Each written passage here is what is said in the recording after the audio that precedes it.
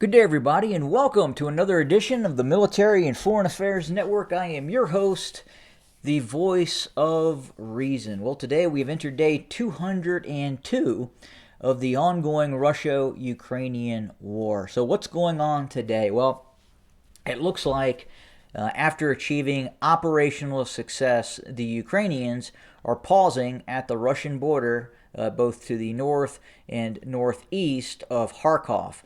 It looks like Ukrainian forces have paused along this terrain feature, the river, the Oskil River. It looks like they may not be attempting bridging operations to cross the Oskil River, which is in this location here, and then attempt to attack Luhansk, the Luhansk region from the west, and try to encircle Russian forces near Severodonetsk and Lysychansk and Lyman. So it looks like we may have a pause here, and we'll have to watch this very, very closely to see if, in fact, Ukrainian forces decide to cross and start attacking from this direction. So it would be an attack towards in a southeast direction. Now, at the same time, we are continuing to see Ukrainian forces attack Russian forces near Lyman, and we continue to see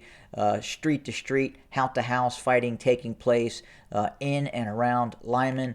This area here is very, very forested as well. What we'll do real quick is we'll convert it over where you, the viewer, can see what it looks like in this area.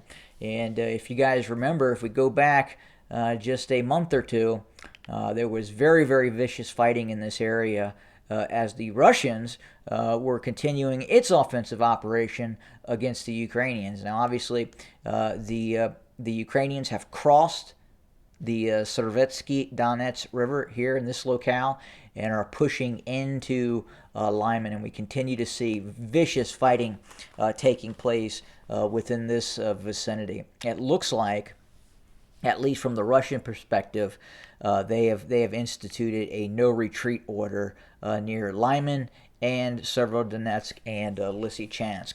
Looks like we're seeing a bit different performance out of Russian forces fighting near Severodonetsk, Lysychansk, and Lyman than we saw Russian forces near Kharkov.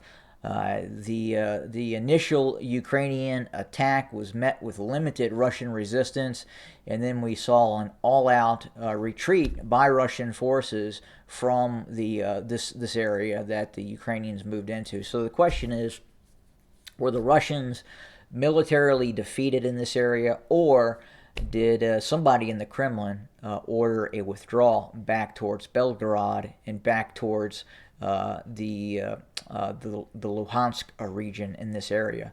Difficult to say at this moment, but that is the status quo right now. The ongoing efforts by the Ukrainians near to the east of Sloviansk, near Seversk, near Severodonetsk, again near Lyman, they are meeting very, very stiff resistance from Russian forces. And in all likelihood, the Russians are going to continue to strengthen this area and prevent an ongoing advance by Ukrainian forces. But we're going to have to watch very closely what is going on in this area here where my cursor is circling. All this could come apart if the Ukrainians successfully are able to cross again the Oskil River in this area here. So you have lakes, and then obviously you have the actual river itself, which are some pretty significant terrain features if you look at it. And we don't know the status of some of these bridges that are over the river.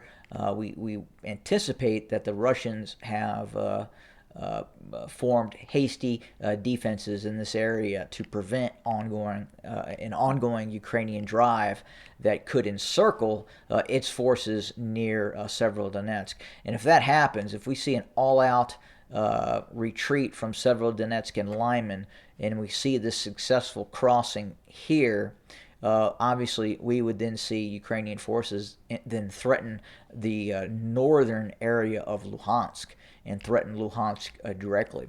We're also receiving reports that indicate another Ukrainian buildup near Donetsk. And we could be seeing a possible buildup to a direct assault on the city of Donetsk. Now, that would be a brutal, bloody battle that would probably hurt the Ukrainians just as much as the Russians if we were to see that. The Russians and Russian-backed forces have fortified this area significantly, and then obviously any move into Donetsk, a bit an outright siege of Donetsk, would be very, very costly for Ukrainian forces if they, in fact, try to do that. Donetsk is very well fortified. The outlying areas of Donetsk are very, very well fortified, and there's large amounts of Russian and Russian separatist forces in this area as well. And as we know, some of the operations just to the north of Donetsk, you can see the salient here, just kind of to the south of Horlovika, were met with tenacious Russian resistance in this continued Ukrainian counterattack that really runs from all the way just south of Belgorod near Kharkov, and fundamentally runs all the way down to Kherson as well, because we did see the initial stages of an offensive, and the salient still exists here, where Ukrainians have captured this area and continue to fight for this area as well, and we continue to see fighting in this area continues as well. There was some interesting information coming out by some analysts, and some believe that Russia is now closer to the use of tactical nuclear weapons than they've ever been in the course of this conflict. Is it possible that we could see some sort of a tactical nuclear weapon strike by the Russians to show just how serious they are to the Ukrainians? Difficult to say at this point. Obviously, it would be a massive escalation. But given the amount of support that the Ukrainians are getting from the West, and when I mean support, I'm talking about quite possibly direct participation. Obviously, we know about the weapon systems that have been delivered. We know about the intelligence sharing that has been delivered. But we also have very credible reports that we continue to see Western personnel directly involved in ongoing fighting. Now, are these contract personnel? Probably. Do they have some sort of military experience in the past? Probably. But it just goes to show you how much support the Ukrainians are actively getting. There have been whole units at times that have been reported that from the Russian side at least, that they are reporting that entire Polish units have been detected in some of the ongoing fighting that is taking place. And, it's all about perception.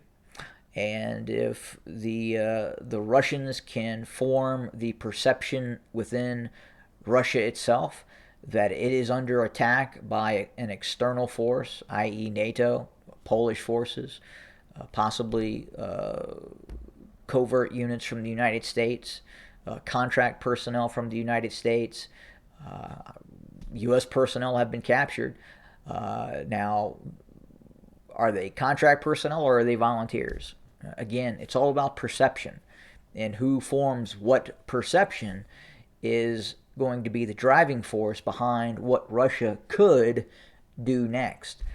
And again, talk of the use of tactical nuclear weapons is not off the table. It would not surprise me in the least to see Russia use a tactical nuclear weapon in this conflict. It would just not surprise me at all.